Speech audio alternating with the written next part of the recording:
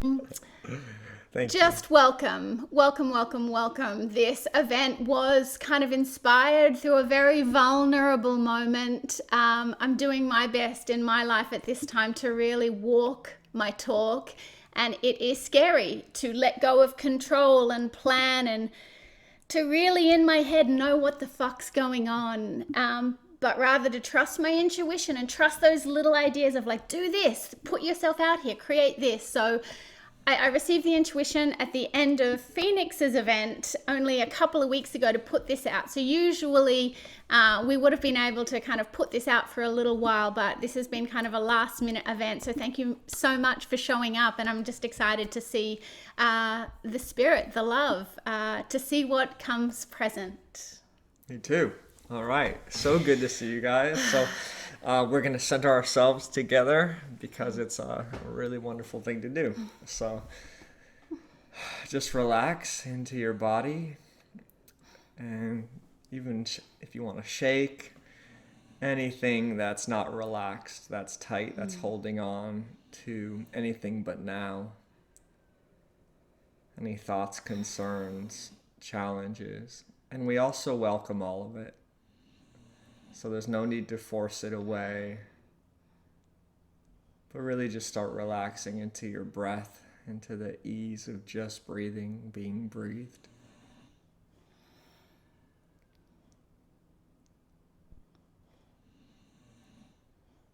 And just start to feel what that's like.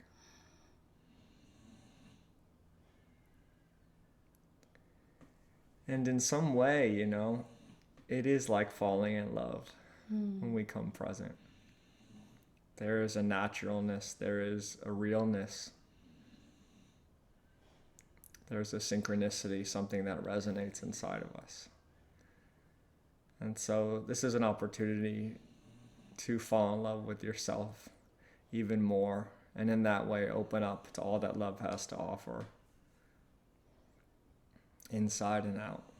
And we do just ask that all that we can let go of in the way of love, we do let go of with ease and grace, and that we can just receive any keys, strengthening awarenesses that are for us at this time for the highest good. We're so grateful to be together doing this, loving ourselves, learning, growing, etc. And so it is. So it is. I am curious in this moment to know if you can all hear Barkley, a dog that we have, snoring. It's very loud to me, so I hope it's not too loud to you, but this is what we're here to do, relax and to allow it all and to receive that love of that snore that's kind of loud in this room anyway right now. So I'm going to dive straight in. I'd love to have as much time as we can for sharing, for questions, and for having our own particular experience with this, but there is a bunch of information that I'm going to put on the table. We're going to tell some stories because I do think research and information's a wonderful thing, but really putting flesh and blood on how this has worked for us in some ways can share a lot more than that. So I'm going to share my screen. Bear with me as I have fun with technology. So please raise your hand if you can see learning how to fall in love, that slide. Yeah, awesome. That's us. All right. Alrighty, so today, our intention is vulnerability, and I'm aware in this moment that that's challenging for me right now. There's a lot of energy, I'm feeling nervous, and I'm really aware in this moment, right, of wanting to control, of wanting to be good, of wanting to kind of control, rather than just relax and let go and let myself feel like the abundance of energy that is present in my beautiful physical form right now. But I'm anchoring it clearly that our intention is vulnerability. We're going to share some love stories first. Then we're going to share some key research to help our heads get on board with our heart. Because I think if you've been doing this self-healing, this spiritual work for any amount of time, I think we do know that our heart knows the way, that we do have access to the love that knows the way forward in our life. But it is amazing to me when we can give our head a bit of science, a bit of research to help us see that it actually really does work in more of a profound way that we could have even imagined. It helps us get lined up with these habits, with really living life, maybe more through our heart, through vulnerability, rather than trying to control our way forward. And then most importantly, our day is really a setup for really taking on one key habit for falling into love. And this one key habit for falling into love really is just using our everyday challenges to clear karma and unconscious blocks, to heal and rewire old patterns, and to transform whatever old suppressed energy is within, that energy that has been holding us back from being able to intuitively and courageously move forward on what we want. And maybe even that's news for you. So I'm just going to pause just a small second here, because this is the paradigm that we're diving into today, that maybe our emotional challenges, maybe every single that happens, particularly those moments when the shit hits the fan. And it can be sometimes something that warrants emotion coming up. Maybe we have a car accident, or it can be something that doesn't look like it warrants emotion. Like, my friend didn't text me back, but all of a sudden I'm irrationally like feeling something about that. So we're going to be looking at how the universe, how the spirit is trying to get our attention all the time, and how we can use these moments of emotional imbalance to clear, both psychologically, but also that does relate to our karma and just to all of the ways that we would hold ourselves back. And if you don't understand how this relates to falling in love, we will get there. And I think by the end of this, you'll understand in some way. So 100%. So again, we are choosing vulnerability. So it's our greatest intention today to really allow ourselves to be vulnerable. And so while I do have beautiful slides that I actually put together this morning, I will say vulnerably, because I try to sit down before events and put it together, but I have given up doing that because it seems like it's only the day of that all of a sudden that download, that information comes flooding. So I usually wake up early on the morning of an event and I put these slides together. So while I do have these slides and this information that will guide us forward, we're giving ourselves permission to go off script, to do whatever the freak love is calling us to. And when we let go of control, when we allow ourselves to be vulnerable, that does mean that it might get messy. So I encourage you to give us a lot of space and room to be imperfect, and to, rather than get a perfect polished experience today, to get a more vulnerable and authentic experience today. Because that's where the magic is. The magic is in the mess. And if I recollect times when I've fallen in love or had moments of those experiences, they were never perfect in that way. The loving was perfect, but in terms of how it looked, how it felt at times, it could have been a little bit of a roller coaster in a way, a little bit of confusion, a little bit of unknown. I don't know what's going on. So this is why vulnerability is such a big key for us here. Yeah. And allowing the messiness. Yeah, 100%. So we're also putting it on the table that you can choose vulnerability too for the next little bit. So the first part of this is really to allow yourself to be present. And for me, I'm going to be most present when I'm relaxed and comfortable. So really, like, it's hard to be vulnerable and in the present moment if we're uncomfortable or we're focused elsewhere. So give yourself permission to really be comfy, to get relaxed, to be in your body so that you can be also in your heart, and feel. So I'll share this very quickly. I had the experience of watching 13 Lives, the movie about the boys that went into the cave that were rescued in Thailand. And as much as I've been doing this work for so long right now, I'm still so aware of I don't like to feel.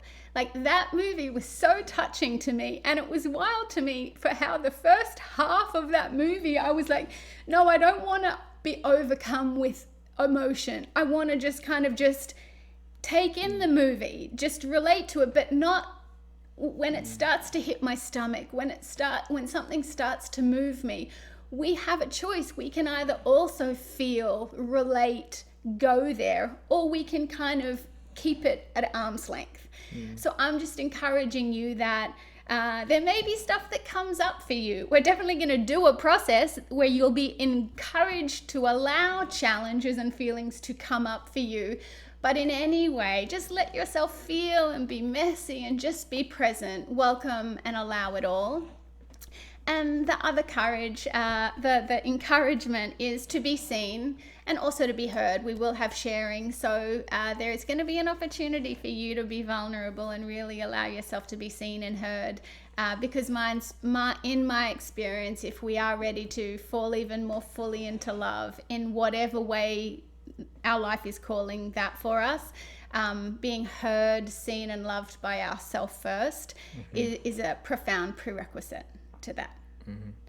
So we are going to now very vulnerably, I've just been looking at slides, so now I get to look at some of your beautiful faces and share some stories. So I'm going to share a couple of stories and Eric's going to share one or two. I'm so sorry, the snoring is so loud. I'm finding it hard to think.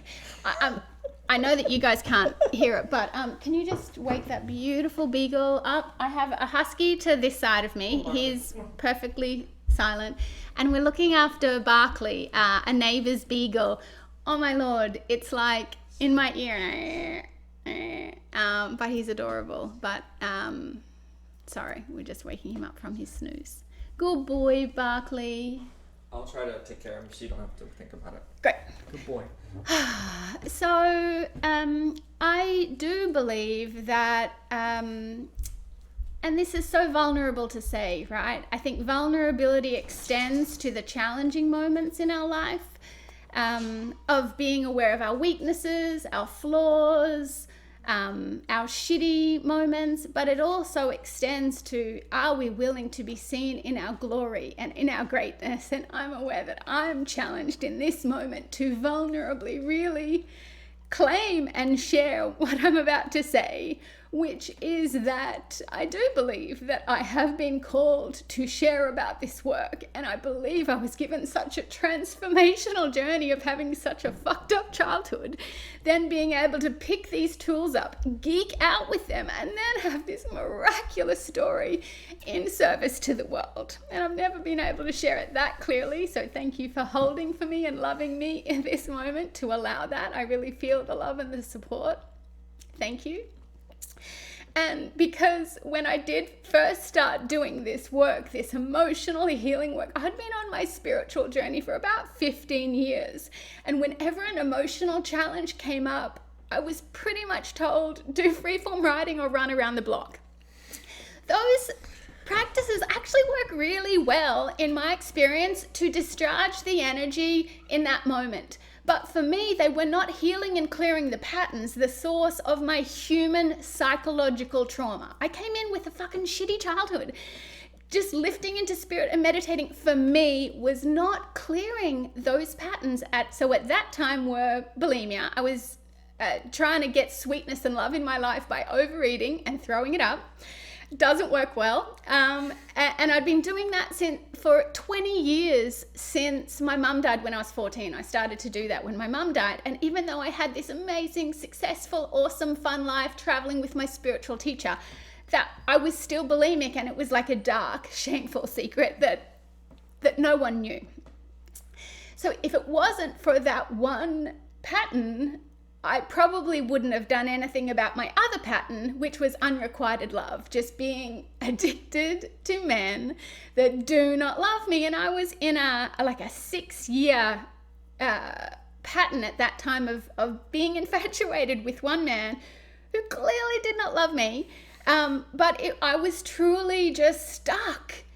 And I would go in and out of sanity to unrequited love, but it was needing to get help for bulimia that actually encouraged me to dive into a master's in spiritual psychology. And within 3 months of starting to feel and heal and do this work, I haven't thrown up since then, which is a huge celebration and something that I had seen so many different health experts, psychologists, psychiatrists for many, many years.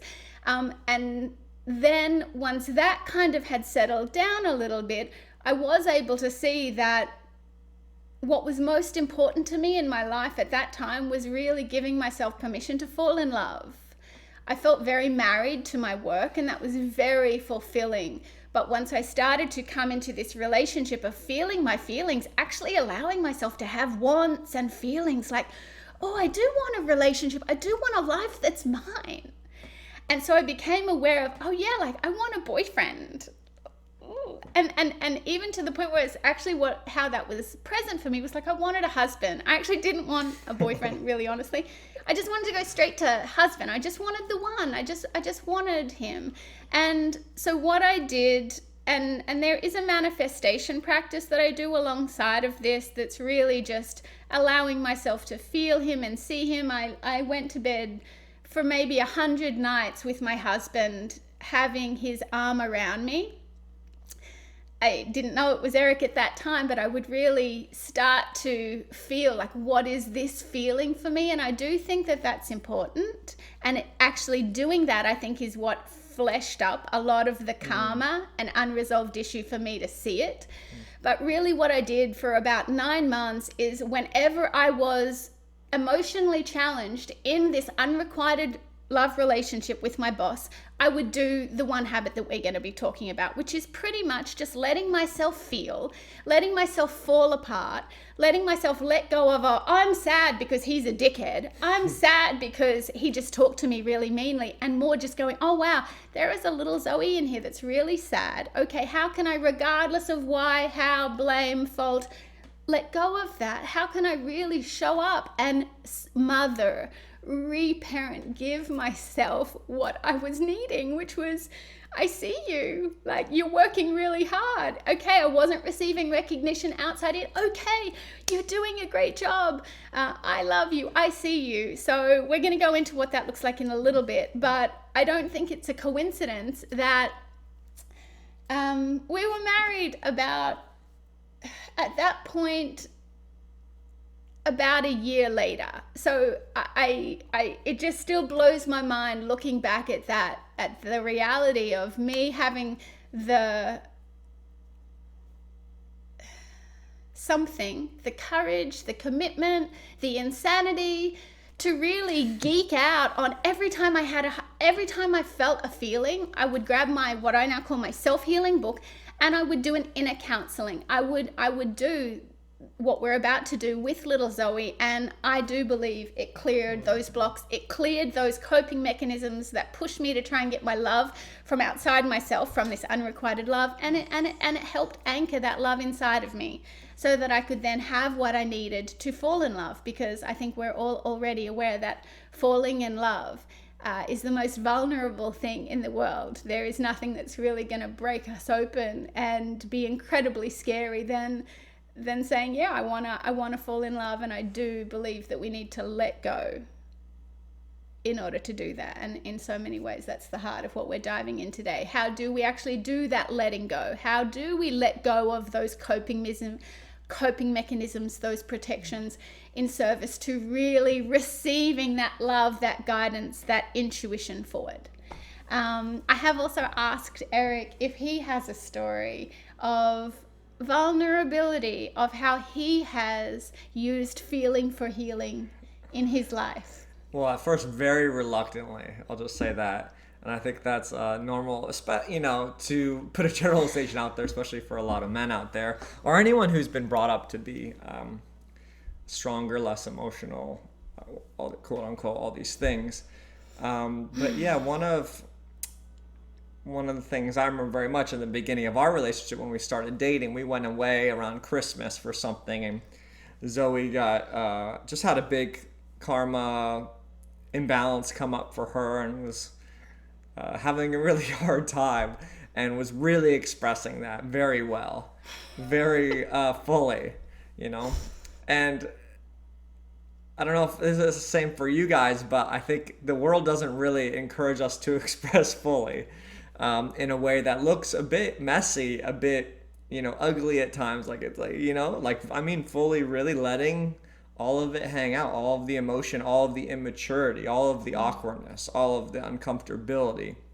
We want to put on and I played a role very well in my life, of being very peaceful. I think of like being very just like, yeah, I'm like good. I was generally very joyful, happy. So like this is kind of very, to have to, when you're dating anyone, it's like part of me wanted to just run away, let's say. But if you're really in a relationship, it really doesn't work, long term. Thankfully, some part of me knew that. So the first thing, let's just say I felt very uncomfortable being in it, because as Zoe allowed her emotional imbalance, her struggle, her immaturities, that part that was so challenged, so uncomfortable, I really felt that. But more that I wasn't feeling Zoe's, I was really feeling my own uncomfortability with what she was allowing, with the vulnerability, with the messiness. And really, I'm grateful I didn't take forever to see. I was really feeling quick. My own uncomfortability with my own messiness, my own awkwardness, my own immaturities inside that were very unconscious, subconscious, often put to the side, often avoided, often shut away. Not in a bad way. It's just like, that's just how I worked with it. Not consciously often, but how I came into this world, and also spiritual bypassing, a lot of that. Like, oh, I'm good, I don't need to worry about that, focus on it. But it really does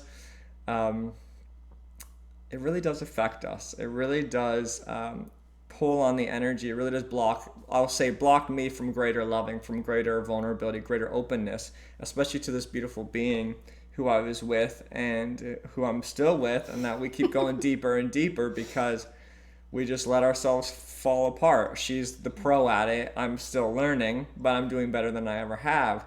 But it's really it really got me to get in touch with the parts of me that were abandoned and forgotten and pushed to the side. And if I didn't look at that, it's like, well, I'll just say it just gave me the gift of a new level of wholeness and a new level of loving. What does loving mean? What does falling in love with ourselves completely mean? And it means all of it. There's no exception to it.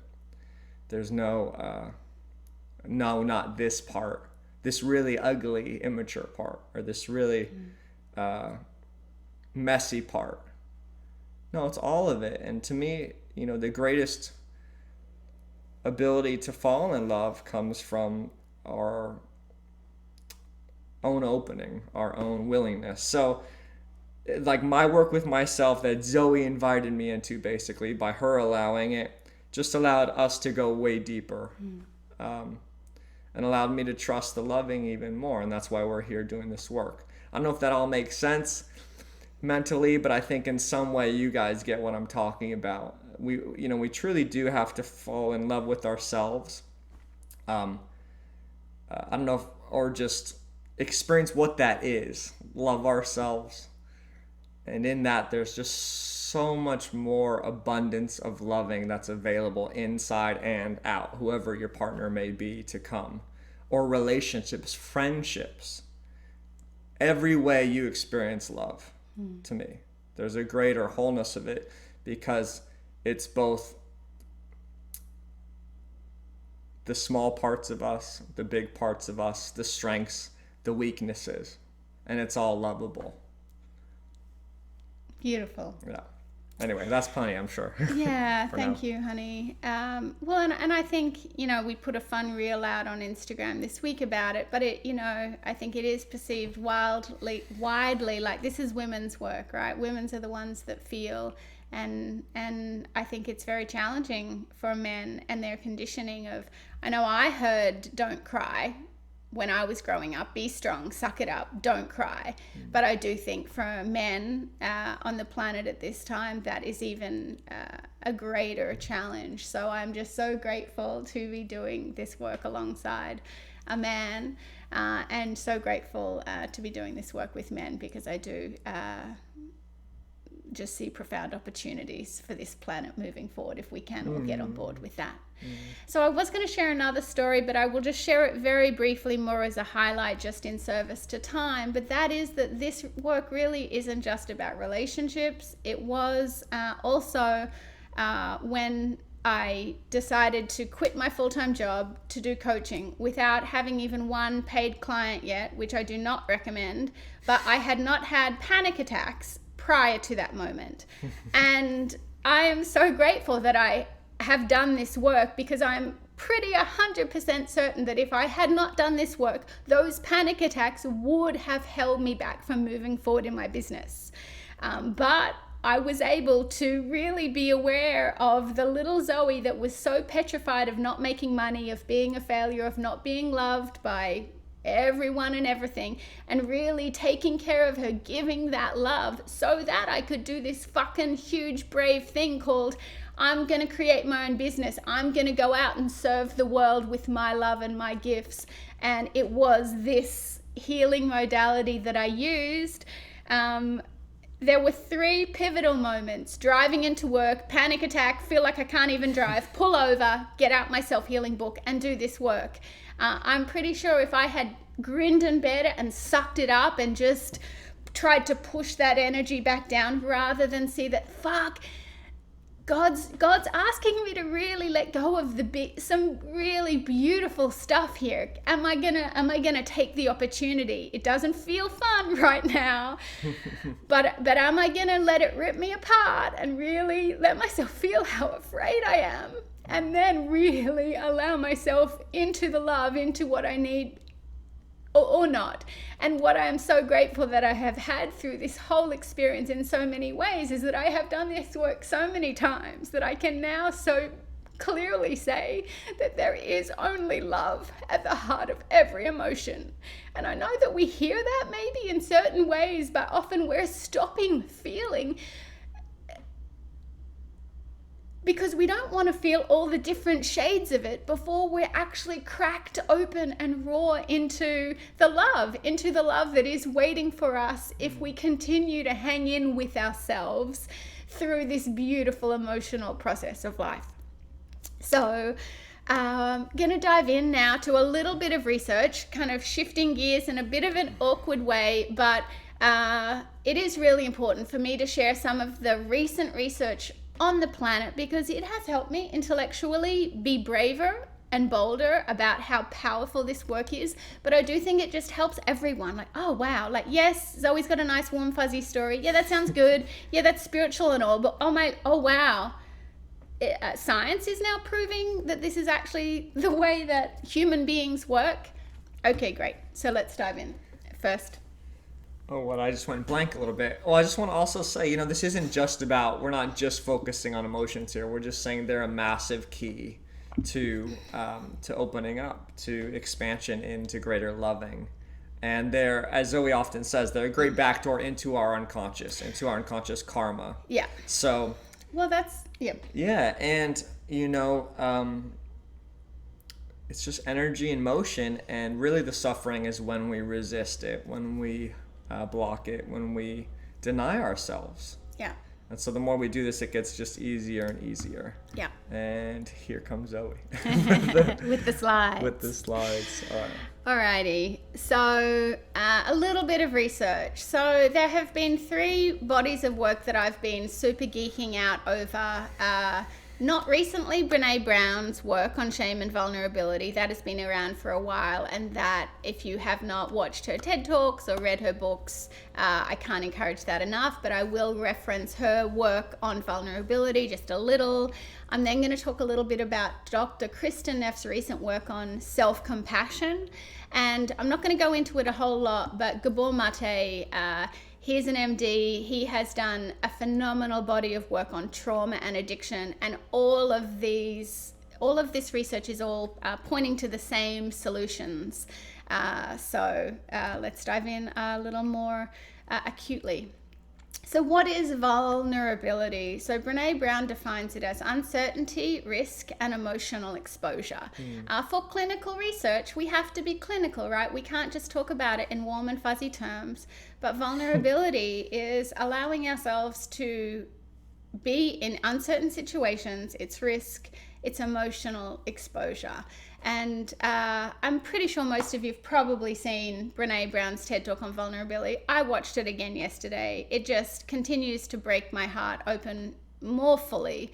But her clinical research has found that we actually can't access that true unlimited courage to move forward if we're not willing to be vulnerable, if we're not willing to really feel, be uncertain, to actually take on risk.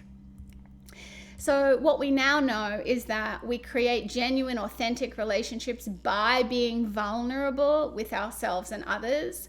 Yes, I think it's beautiful when we have a relationship and we get closer and we do loving and kind things for each other, but it is when the shit hits the fan. It's in those moments of conflict, how we navigate those. We now know that we build those deep, lasting connections through how we go through conflict. And are we going to be vulnerable? Are we going to be real and own our flaws, own our fears and feelings and share them?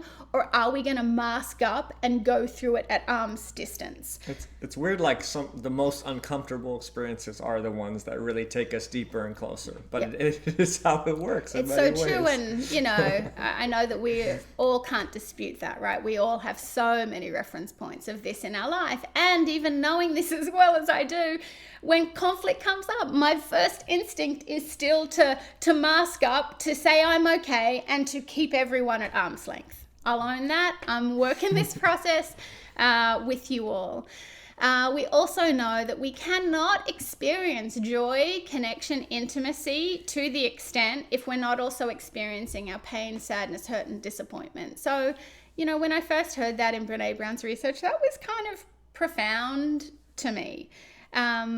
It's still very profound that if we're not willing to really experience the depths of our emotions, we can't experience the heights. And she often cites the level of medication, the level of alcohol, the level of numbing that we do on this planet is actually why we're also such a depressed planet, why we're not inspired, why we don't have energy, because if we're not actually feeling the pain, it's actually very hard to feel the heights and to allow that energy to move us forward into greatness. So we know that anything worth creating is born from vulnerability and actually not control. I think this is actually incredibly hard to wrap our heads around it, but no one can say it better than Brené. So vulnerability is the birthplace of everything that we're hungry for.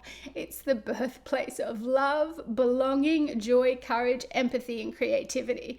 So I think often if we're creating a business or wanting to create a relationship, wanting to create anything, we often feel like we've got to plan it, it's got to be perfect, like we've got to control it. But apparently the research is telling us, fucking let go, it's going to be messy. Perhaps there is a life force, perhaps there is something greater in you that's trying to do it for you. If you relax and get your beautiful little mind and ego out of the way, maybe it'll be a much more fulfilling process. Alrighty. So the way that we're going to play with vulnerability today is referencing it against control. For me, this is the way that I prefer to define it. So today we'll be referring to this magical state of vulnerability that is an experience of being present and feeling in our heart and body, rather than being in this limited state of control, which is an experience of control, figuring out, thinking, ego. Really, in many ways, for me, it's about being in the head and body versus being in the heart and body versus being in the head. So again, just to state this even more clearly, vulnerability is letting go of control. It's letting go of thinking, fixing, solving, figuring out, which often has the main job of figuring out, okay, whose fault is this? So I can blame someone and feel a semblance of control by knowing who to blame. So vulnerability is letting go of all of those head processes and getting down into our body, allowing ourselves to feel, to be present, and to experience whatever is present for us in this moment. And vulnerability, while this research is new, this concept is new. This is a beautiful quote from my spiritual teacher that evaded me for many years before I actually had an actual live experience of this in my body. But living 100% vulnerability is 100% protection. If I'm willing to go into a situation, flaws, fears, feelings, if I'm letting go, there is really nothing that can hold me back. And really, in so many ways, I am letting go of my fear, letting go of all of those blocks if I'm able to move forward in it. Embracing my failure just as equally as I'm embracing my success. And I just want to say, like, it's really the most powerful state in my experience, like, because it's true. It's a true state. It's an honest state. It's a pure state of that moment, of how you are, who you are, where you are, how you're being. And there's so much power in that. So there isn't this false protection, this false illusion. It's authentic. And that's where the love is.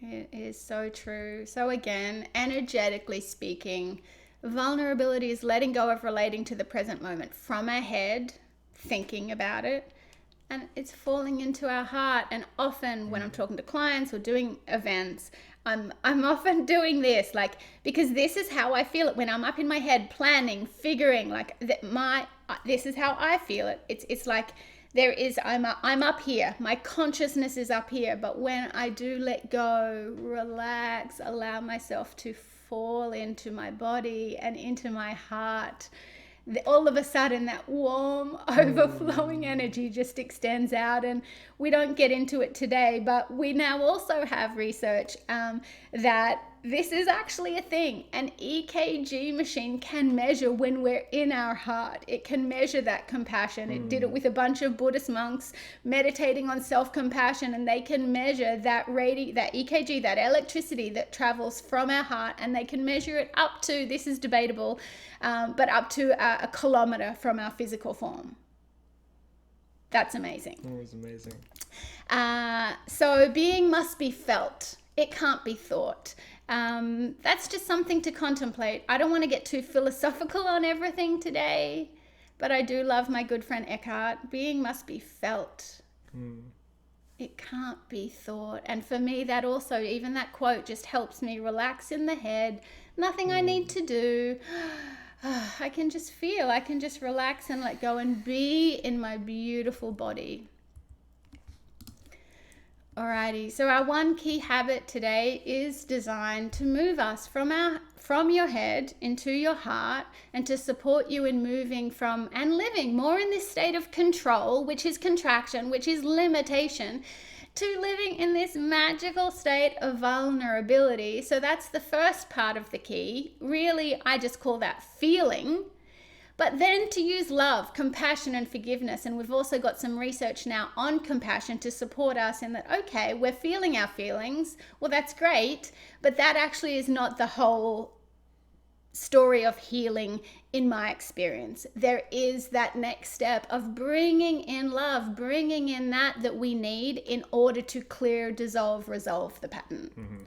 So a bit of research to support that. And there isn't a lot of research about self-compassion. Come on, how fucking hard has it got to be to prove love? We all know it exists, but right now there is zero research proving that love is even a thing.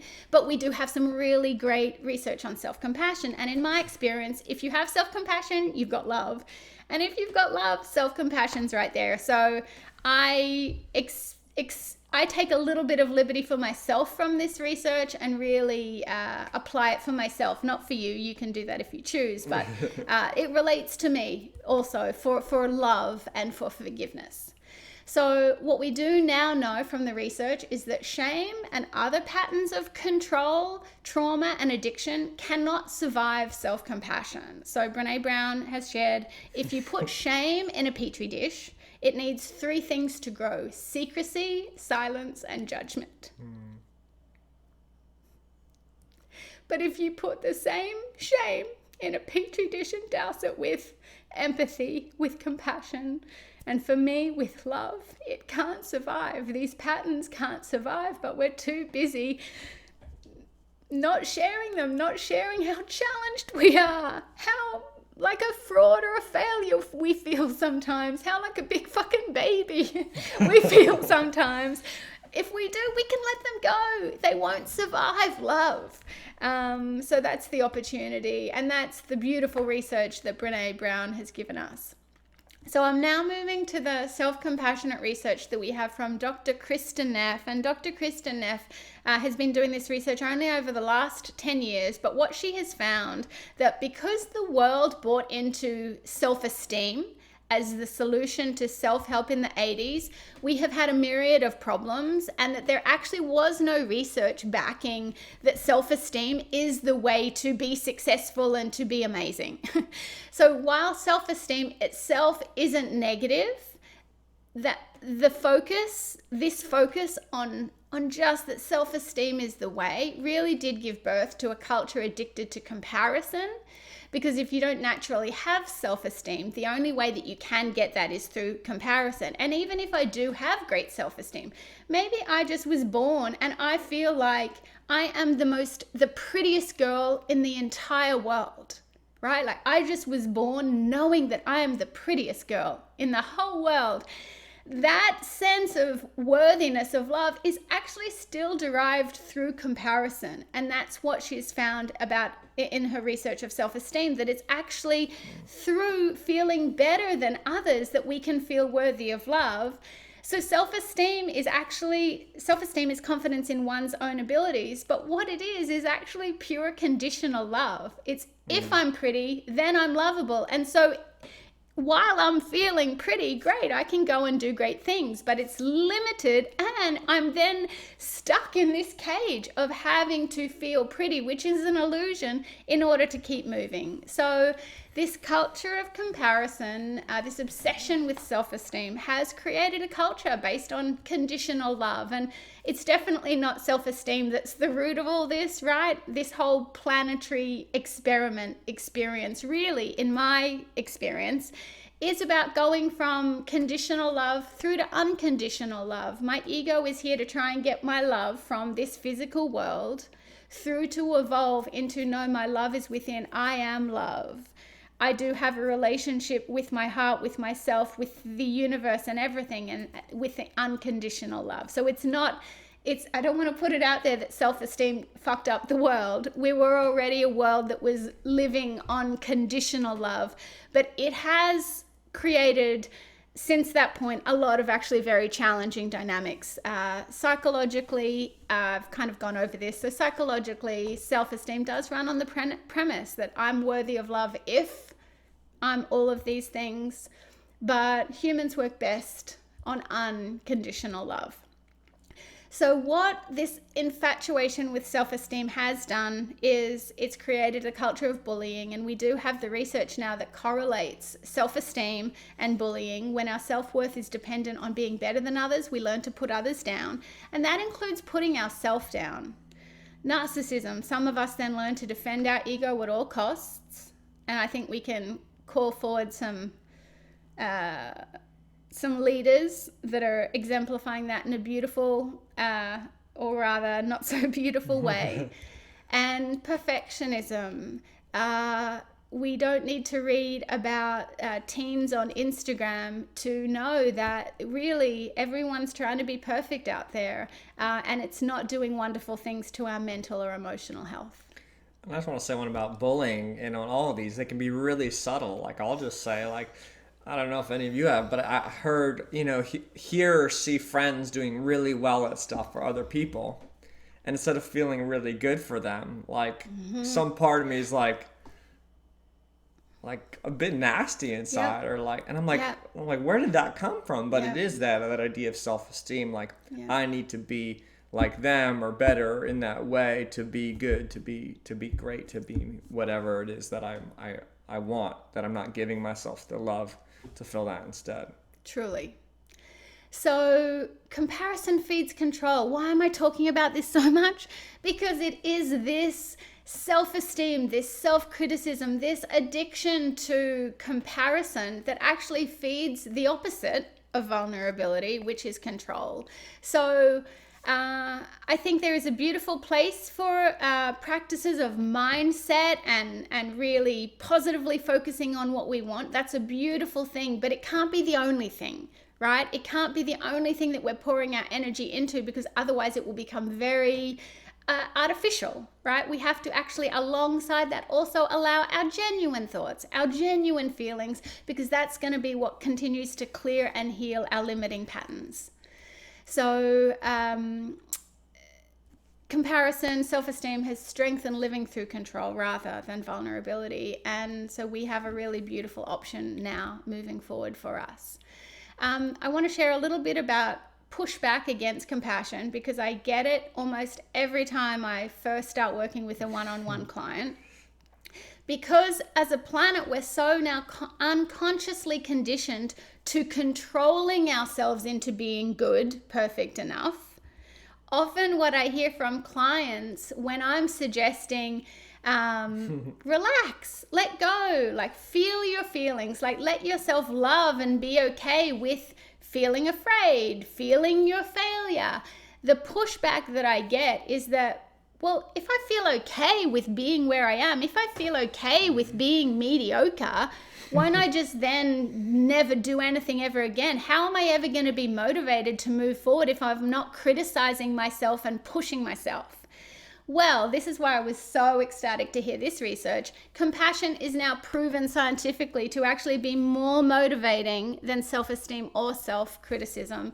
And the research is long. I encourage you to Google it. But basically, there is now empirical research that supports self-compassion being far more motivating in taking action towards improvement and growth than self-esteem or self-criticism, and will actually do more to move forward if we're soft, if we're kind to ourselves and forgive ourselves either for what we have or haven't done. This is a beautiful quote, and this is Dr. Kristen Neff, the professor who has done this research. Early critics said self-compassion would lead to lazy behavior and low willpower. In their view, we need self-criticism to motivate us to make important changes in our lives. But all the research suggests the opposite. We find that people with high self-compassion show greater motivation to correct their errors. So what we're about to dive into now, for the most part, is much more unproven. I think it's equally, if not more valid, of being shared, but it is not proven. Many of the world's leading holistic health professionals, however, do believe that 90 to 99% of all physical, emotional, and mental conditions are created by suppressed emotion. So if we're here talking about a practice to start to feel our feelings, what does that mean? And what are those feelings? What does that emotion actually mean? So Dr. Darren Weissman, at the core of every symptom, every stress, every disease are emotions that are buried into our subconscious mind. So I'm putting this on the table because as we learn to feel our feelings, we're actually not just feeling the feeling of like, oh, my husband didn't take out the trash. No, that could be connected to feelings that were suppressed much, much earlier on in life. And I hope this doesn't scare anyone too much, but also suppressed in other lives, past lives. If you subscribe to that, and if you don't, you can let that go.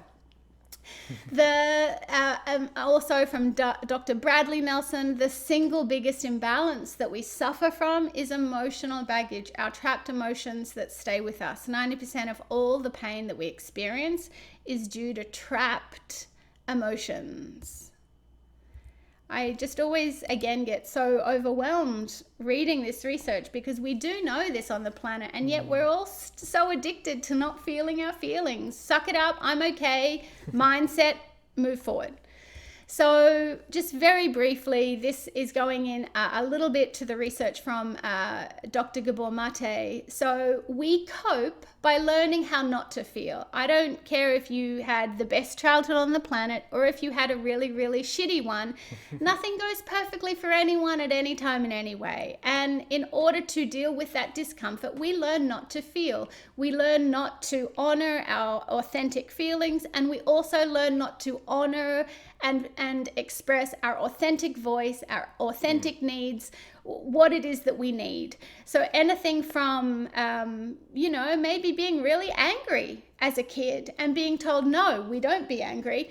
Gabor Mate now has phenomenal research that actually shows that suppressed energy, I'm not going to cite it out of context, but it's incredibly damaging. So the automatic repression of painful emotion is a helpless child's prime defense mechanism and can enable the child to endure trauma that would otherwise be catastrophic. So what he means by that is that we learn to actually suppress this emotion at that time, because otherwise the experience might be too much for us. It's too much for our small child's psyche to deal with. To be vulnerable. When I was little and I was sexually abused, and then I told my mum, and this has been coming up a lot recently, so thank you for honoring in my own healing and clearing right now and having the guts to share about it. But, so being sexually abused by my stepfather and then telling my mum, and then hearing we'll talk about it tomorrow, and then we never do. Right? It's like, it's too much for a small child to grok that, to feel that. What, my mum doesn't care about me? My mum isn't going to keep me safe? That's too big. That's enough to put a person in a crazy home. So what we do as beautiful, conscious human beings, we suppress emotion. And for most people, we can have functional lives with it. But if you want to really fall in love, if you really want to have magically big, brave, beautiful love in your life, we have an opportunity to release that emotion, and we don't need big shitty experiences in our childhood like I've had, but I will say it's a gift if you have. So the unfortunate consequence is a wholesale dulling of emotional awareness. So as we do this when we're kids, we're just less aware emotionally, which means less aware of our intuition, less aware of that life force that's moving and guiding us at all times. Anything that's wrong with you began as a survival mechanism in childhood. He's got some phenomenal research on how pretty much all of our problems are the ways that we tried to suppress our emotions, our needs, our voice in childhood. And this is all very debatable. You can take that on as you feel called. So, okay, that's pretty all depressing. Now, not just good, but the fucking great news is that we have such a clear pathway, such a clear journey forward. Our everyday emotional challenges are just what's begging us to hear, see, and love all these repressed and suppressed moments. It's like we live in a perfect universe, truly. Every emotional imbalance is actually guiding you into any suppressed energy that does need to be cleared. So we don't ever need to dig, right? I think that's another illusion that, I've got all this fucked up shit. And it's like, yes, if you need to go to therapy and you're being called to do that, yes, that's your emotions tugging on you to do that. But in my experience, many of us can just live our daily lives and be aware of where the shit's hitting the fan, be present with this, and use this process to guide us forward. So in my experience, it's just such great news. And it's okay to admit that you have emotional challenges. We all do. Unfortunately, we don't all share them, so we're all feeling a little alone about this. But the only people that don't are sociopaths. So if we allow ourselves into those feelings instead of resisting them, things begin to change. But therein lies the rub, how to get in and release them. And the easiest way I've found is simply through feeling. There are a lot of profound, holistic health professionals out there that just use simply feeling and compassion for healing, which is also what we're just about to get into. So very quickly, before we dive into the actual experience of feeling for healing, I want to talk a little bit about the spiritual perspective on the planet. So it is important to be aware that I know that none of us have enough time to only go around feeling our feelings. I wouldn't get any work done. So there is a skill that I believe we are all encouraged to take on, which is learning how to discern when to lift into pure positive perception, clear perception, and when to drop into feeling and healing. So I'm going to say this again, because a lot of spiritual communities have kind of, well, what they do is there is only one way, right? It's like, everything's for me, everything's perfect, so just lift into gratitude, lift into this clear, positive perception. Don't worry about the fact that you're really having some hard feelings. There is a small child inside that's just crying to be picked up, to be loved, to be held, to be seen. Yeah. And so for me, I often say that probably 90 to 99% of the time, I'm lifting into clear, positive perception. I don't have time in my day to only feel my feelings, but when I do, when that feeling hits me in that stomach, I really take advantage of it, and I make sure I'm working my process in this way. And I want to be actually a mini devil's advocate to this, or angel's advocate, because, I realize really unless we're maybe, well, actually, even if we're giving a presentation, right, to the most important sales event or whatever, we're up for a promotion, or we're on stage in front of 1 million people, whatever it is. When have you seen someone allow themselves to be vulnerable in the moment, in an awkward way, perhaps, and like it just became the most powerful part, like it drew you in and it connected you to them? So it's like we like to think, well, when is the right place to feel our emotions, And yeah, it's more for us. Like, we may not feel safe, right? And that's okay. Like, maybe there's a bathroom, maybe it's later. I'm going to work on this later another time, sure. But perhaps there is a lot of room to try this out more as we feel safe, as we feel, just safe to do it. And I think it's step by step. Yeah. But it's like, it becomes so freeing, and it really does connect us as human beings. And I just know I've seen people on stage in other ways, also very, spiritual people, when they allow their emotion to come in, there's just like everyone's like in this love fest, So as awkward and messy as it can be, and like uncomfortable, there's just this power to it. Yeah, so truly. Beautifully said. Thank you, honey. So I believe that we all have this ability to discern when to drop into our emotion. But if this doesn't make sense to you in this moment, I do want to put a huge, powerful key on the table for you. And that is, whenever you have feelings that are recurring, either huge, big, overt, or irrational, that is the time to let go of trying to feel or think positively, but just to be present and honest and vulnerable. So maybe I have been just feeling a little disappointed about a conversation I had with someone. I'll probably lift out of it quite a few times before being aware, there is something here for me. There is juice here for me. So if something keeps coming back, even though you let go of it, keeps coming back, even though you let go of it, just be aware that maybe there is a great blessing for you if you can feel it and heal it.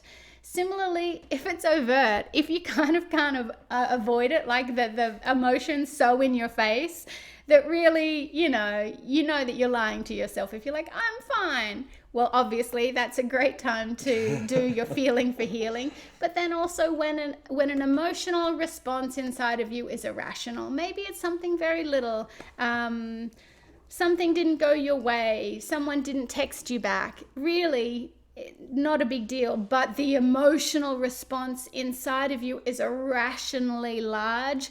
Oh my Lord, there's karma waiting to be cleared and healed. Can you feel it? Can you show up for that feeling like you would for a small child? Just the other bonus, which we talked about in previous workshops, is allowing the emotion is often the quickest way through. Yeah. Because we can't think ourselves around it. We can't understand ourselves around the energy block. We would have solved the solution already. Because we're all trying to think and figure out our way through our challenges. What does it mean? It was revolutionary for me when I heard Dr. Mary Hulnick share that I think she shared about 80% of our karma is stored in the emotions. So it just makes sense to me that, and I believed it and experienced it in myself for a long time, that our emotions are a backdoor into the unconscious. Through our mental escapades, we can really only access that we consciously are aware of. It's those blind spots. It's those unconscious things of like, why am I still in love with this guy when I know he's an idiot? It's like unconsciously I'm doing stuff that I know I don't want to be. We can only access those psychological challenges, I believe, if we're willing to really feel them. So eventually you will come to understand that love heals everything and that love is all there is. Well said, Gary. So if you do genuinely want to fall in love, and this does include falling in love with a life partner, falling in love with a relationship again, maybe you don't feel super in love anymore, or falling into love with your work, with a project, with a passion. And I do often add to this, if you are feeling called, if your heart's kind of pushing you to make a living from doing what you love, I would treat this process the same as falling in love with this work so fully that you are clearing any blocks to holding back the abundance that is available to you through that work. And most importantly, falling more in love with you and your life, because really that is what is at the heart of all those other beautiful intentions. So in my experience, this practice does work wonders. I don't share enough about Drs. Mary and Ron Hulnick, but they are the professors that invited me into this entire world.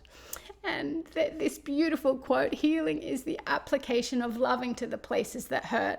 So we've talked a lot about the feeling. Okay, the feelings are in our field, they're in our conscious awareness, but it is our ability to love the feelings, to love ourselves, to forgive the judgments that actually does the healing.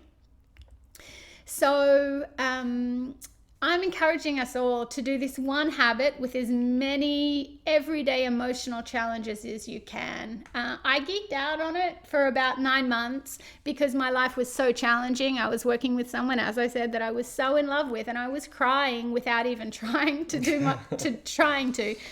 multiple times a day. So you may be in one of those situations, you may not. Just allow yourself to see that no matter what your life looks like, that the universe, that God is working 24/7 to support you in allowing into your life whatever your heart wants the most. And I do believe that it is your emotional challenges that are trying to show you how to love yourself and clear the blocks, how to give yourself what you need and clear those patterns so that you can allow God to support you in that way. All you need to do is pick up these emotions like a mother picks up a baby every time it cries. And this is a quote that I use so often. Let's see if I can share it without crying. It's like a mother. Would you? No, I'll read it. I love you. It's like a mother. When the baby is crying, she picks up the baby and she holds the baby tenderly in her arms. Your pain, your anxiety is your baby. You have to take care of it. You have to go back to yourself to recognize the suffering in you. Embrace the suffering and you get a relief. Thank you, Thich Nhat Hanh.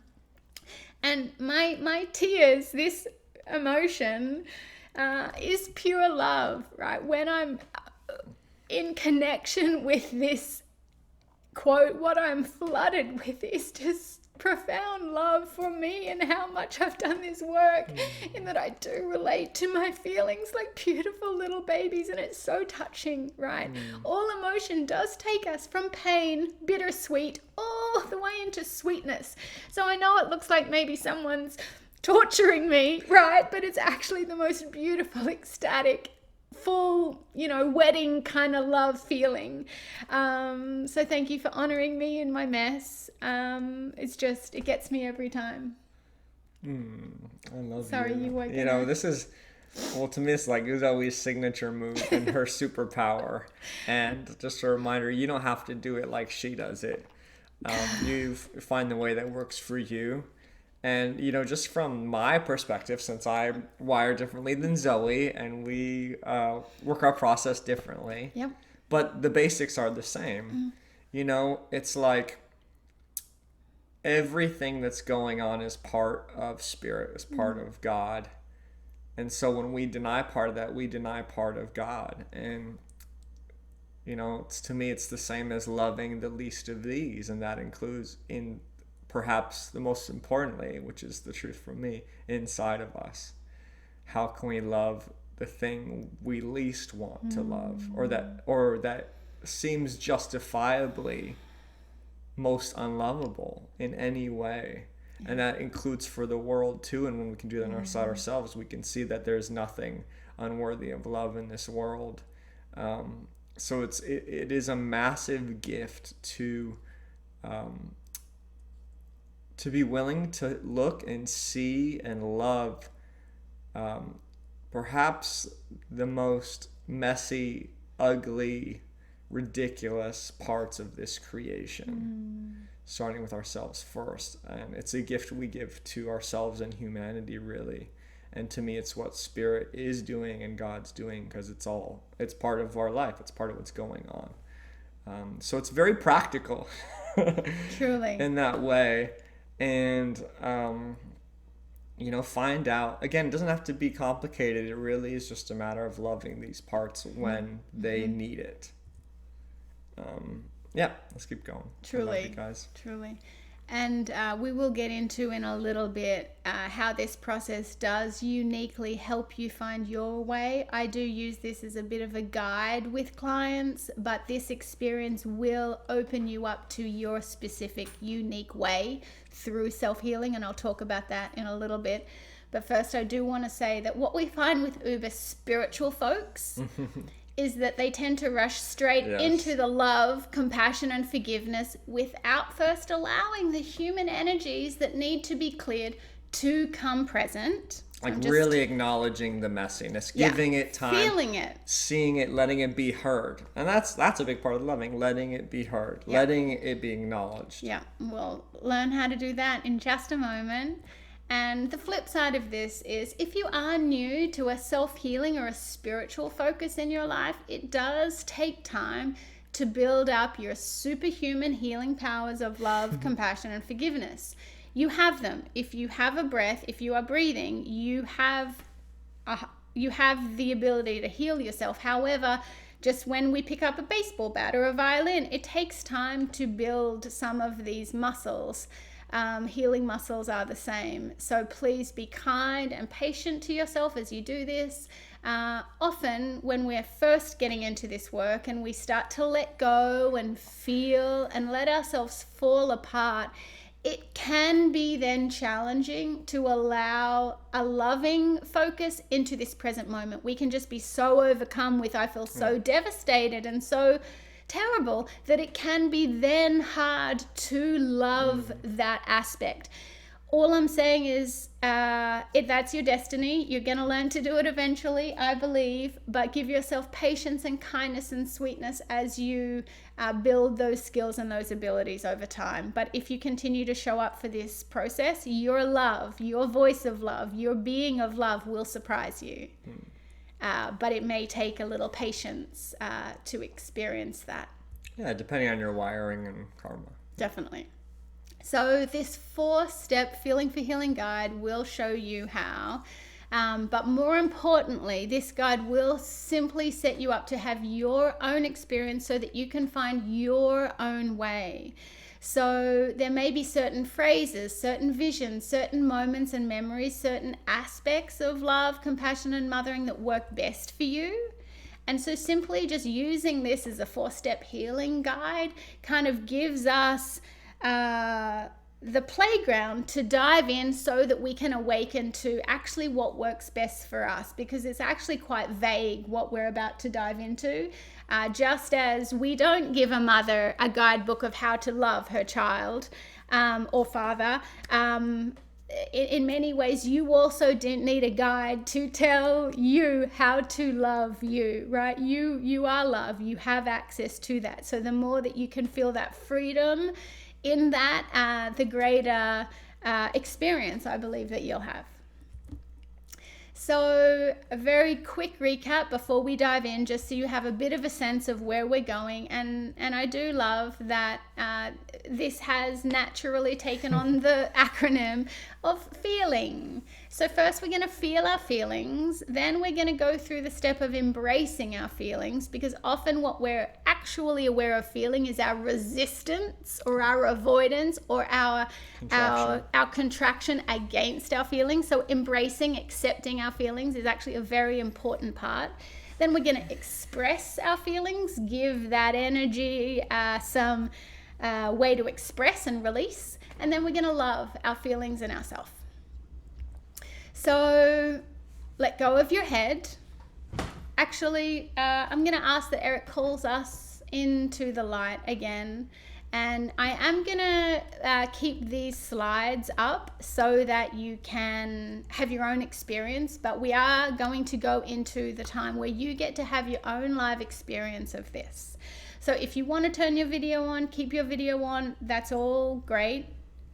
But I do encourage you to show up for this experience. It'll take about 20 minutes, half an hour. We're actually going to go through an everyday challenge of yours and guide you through it so that you have a reference point of what that is. But before we do this, I'm going to ask that Eric calls in the light again. All right. Briefly, please. I will try. All right. So just come present and relax as best you can in your body.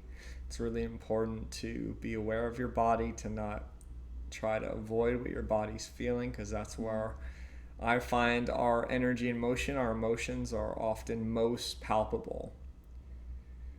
So just start allowing yourself to breathe and just set an intention for just a willingness and allowing of any emotional block that is ready for healing to come up today. Any challenge, anything blocking you from allowing more love, from falling in greater love. However you want to say that. And just note how willing you are to just let go, even if it's hard. And you can just think about it. How much do you want to experience greater love, deeper love, greater loving of yourself, in the way that Spirit loves you, in the way that a mother, let's say a divine mother, would love you. And so we just say we're ready, and we're already grateful for what's to come. Yeah. We know that there's already gifts. There's already expansion happening. All right, so it is. And so it is.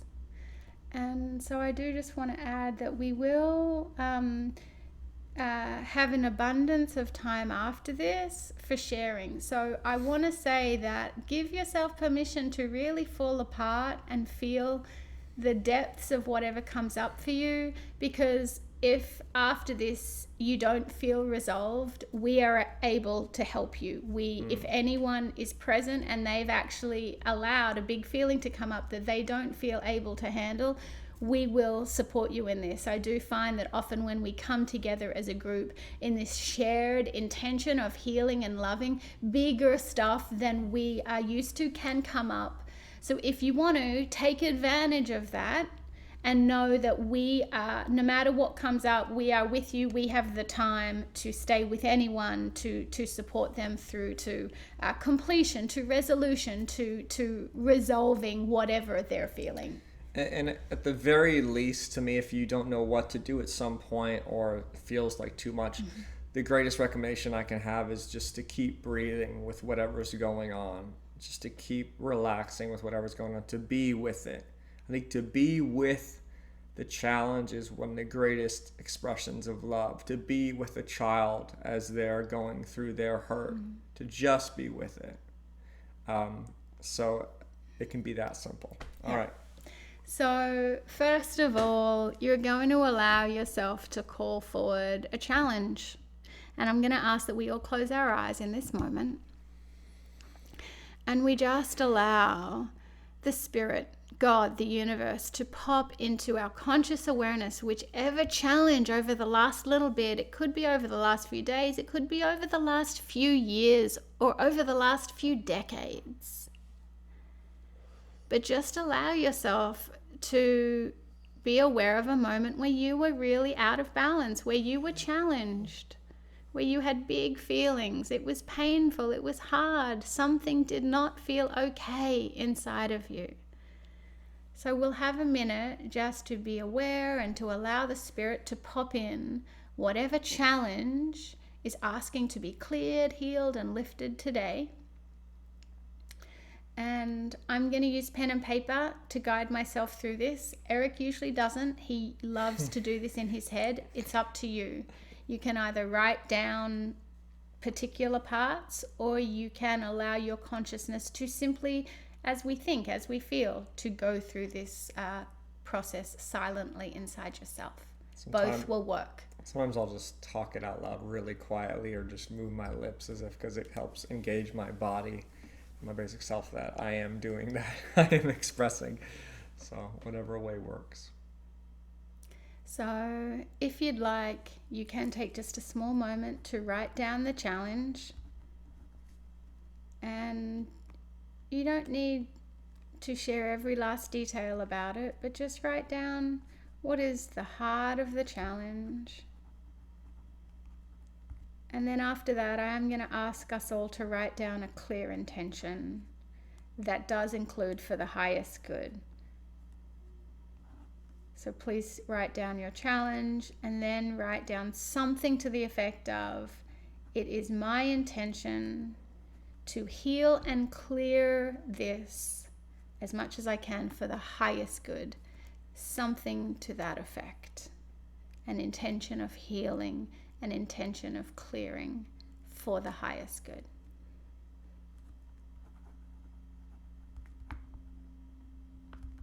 Alrighty, so now that you have that challenging situation in mind, I'm going to ask that you hone in on a moment in time as specifically as you can. Sometimes it might be a particular day or just a particular relationship that's challenging. Let yourself now find a specific moment in time where the heights of that imbalance was felt. Maybe it was the moment someone said something, or maybe it was the moment when you got home and could actually be aware and you started to cry. But be aware of whatever is a specific moment in time that was super challenging. And now we're just going to do our best to let go of our head. You've described it. You know what the challenge is. But now we have an opportunity to let go of how we're thinking and relating to it in our head. Now relax, breathe. And start to be aware of how you feel, what's going on from your chin down as you're present with this challenge. How do you feel in your heart, in your stomach?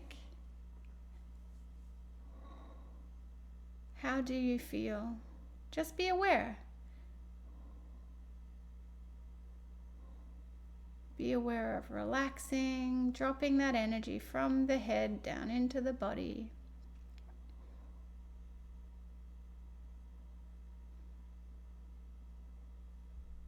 And so once you have some semblance of what it is that you're feeling, maybe it's like a black pit in your stomach, or sharpness, stiffness in your shoulders. No matter what it is, you can write that down just to anchor that awareness if you choose.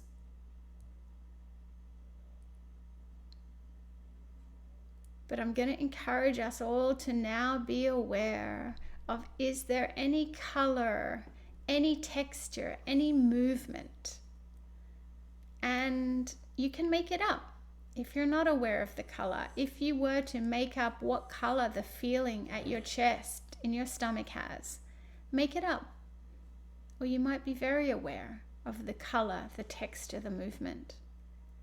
So just do your best to bring awareness to these feelings.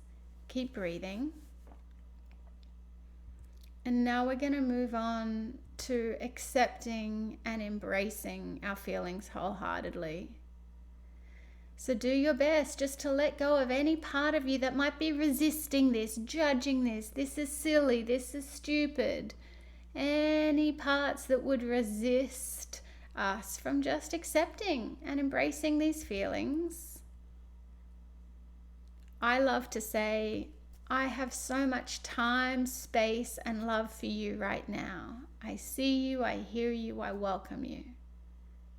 However you would just really tell those feelings, hey, it's okay. You have a safe space with me right now. I welcome you.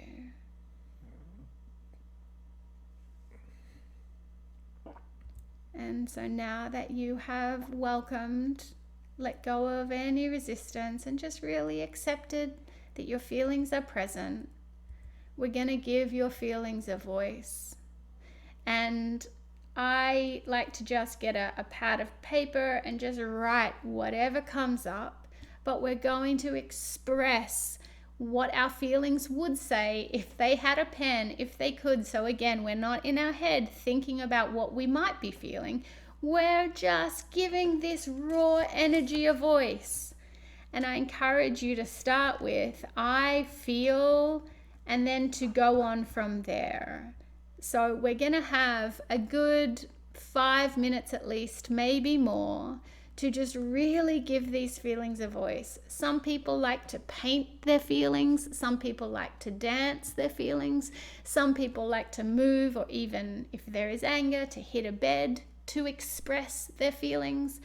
But the only thing that's really important here is to give those feelings a vehicle, those feelings a voice, and let them express without censorship. So we're going to have about 5 minutes for this.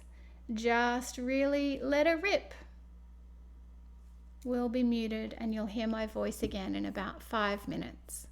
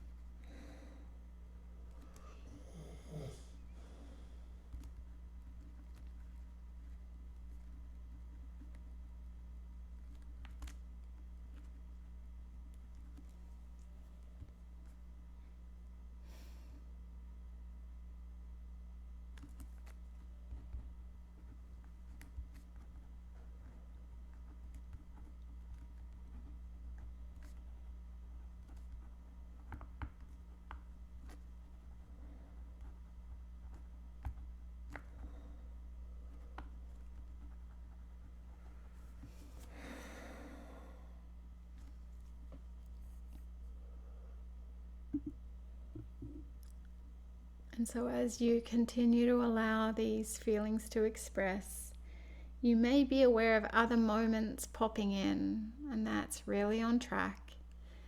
Your feelings might morph. What maybe felt like anger to begin with now feels like sadness. Or maybe a moment much earlier in life is all of a sudden very present. No matter what your feelings are in this moment, just continue to express them, continue to give them a voice. We'll have another couple of moments of just expressing these feelings.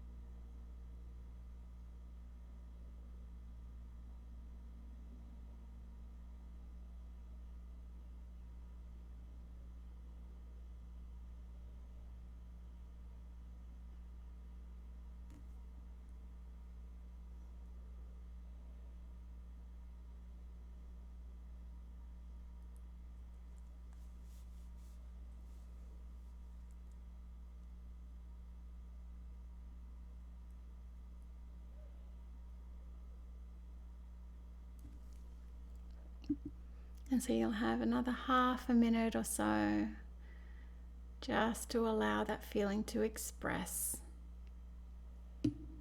Continue to give it a voice.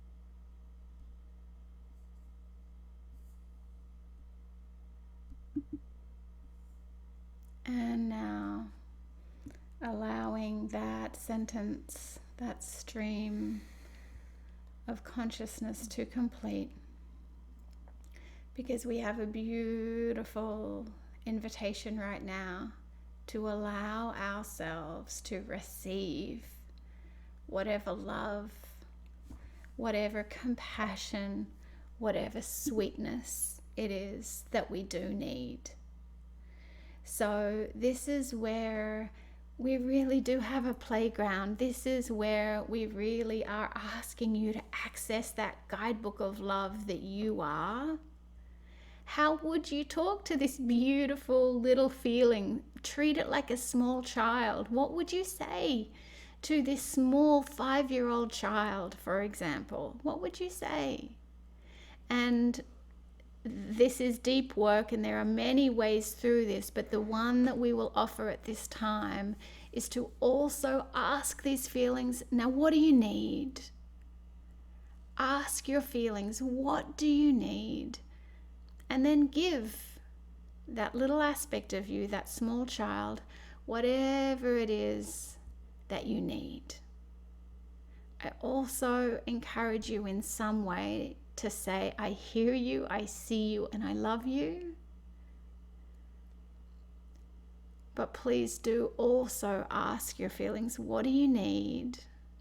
And then just do your best to give your feelings that experience. And again, really the best guidebook through how to love these feelings is your own instinct inside, but use these ideas as a way to navigate through loving, just as when a small child comes in and they've grazed their knee, mum doesn't hesitate to reach down and pick up that beautiful child and hold it, love it. So kinesthetically, tangibly hold them, love them, and whatever else comes present. So we'll have a few moments, a few minutes to share whatever loving that you choose. And if you are already familiar with self-forgiveness statements, you can also use them here. Or the Ho'oponopono is also a great place. It's a great place to use them here. But really just take your time to love whatever is present within you right now.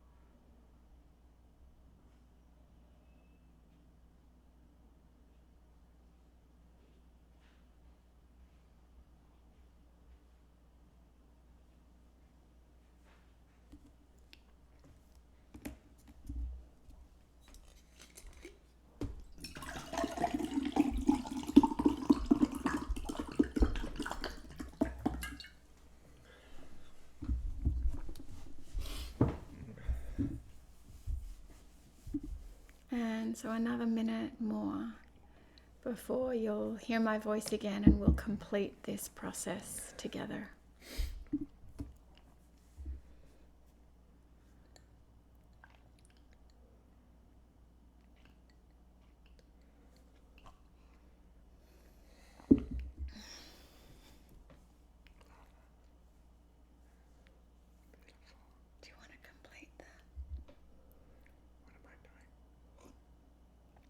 I don't know, I'm making it all up. Sure.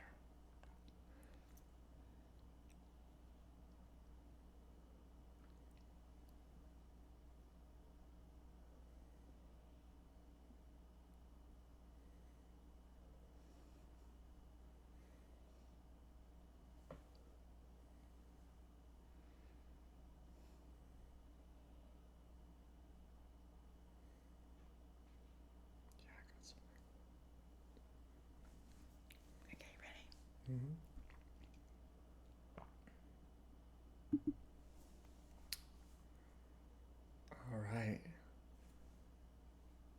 So just as you're in this completion,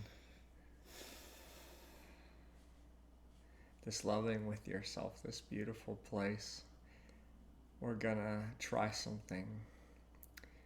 So just imagine that all around you, surrounding you, filling you, there's just this presence of love.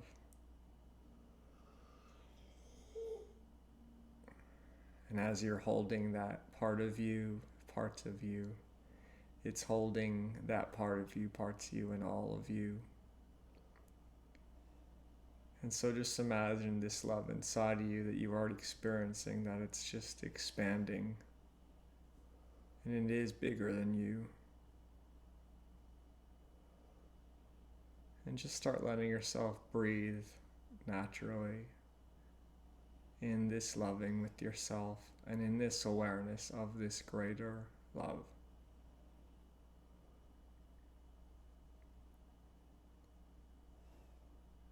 And as if your heart in the center of your chest is just opening, expanding, almost like it's bigger than your chest can even hold. Just let yourself expand.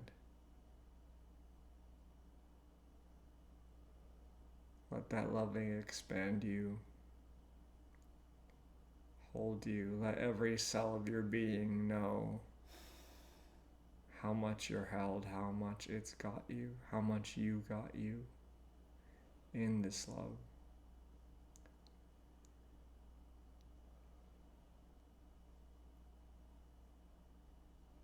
Just keep relaxing.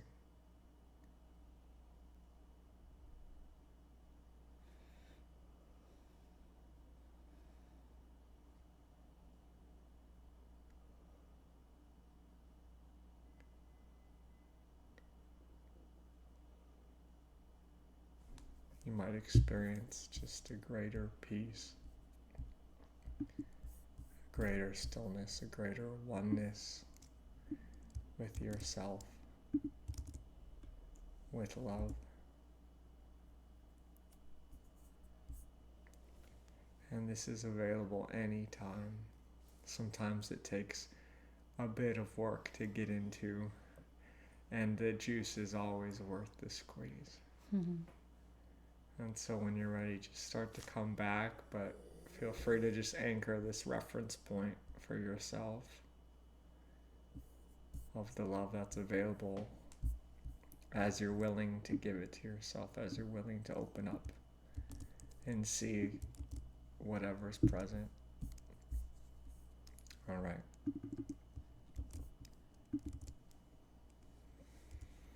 Alrighty. So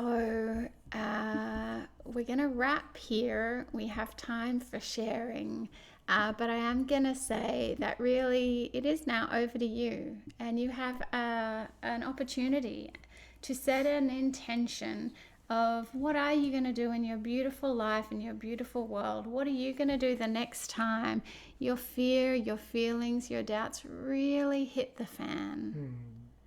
And so just be aware of what is your intention, not the perfect task or goal. Or I have to, but just an overall intention of how you would love to show up for yourself the next time your big feelings are present.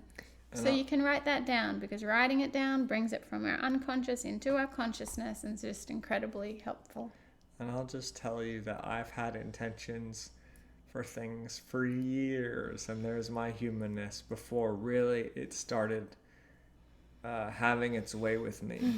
And there's something magical about intentions, that they're really like planting a seed, and you never know how they're going to flower, bloom, their timing, but it is through this watering, through this willingness, through this just being aware of them, that they do start to become us. They start to have their way with us as love does, and it's really magical. Yeah. So just know there's, we're working with a lot of humanness here, including us too. It is funny, and like our small parts, it also needs patience and compassion. Yeah. I do think that all our problems would be solved in so many ways if we could just be kind and sweet and compassionate and loving to ourselves no matter what happens. But we're here with patterns that hold us back from that. But I do just really encourage you to write a clear intention for moving forward.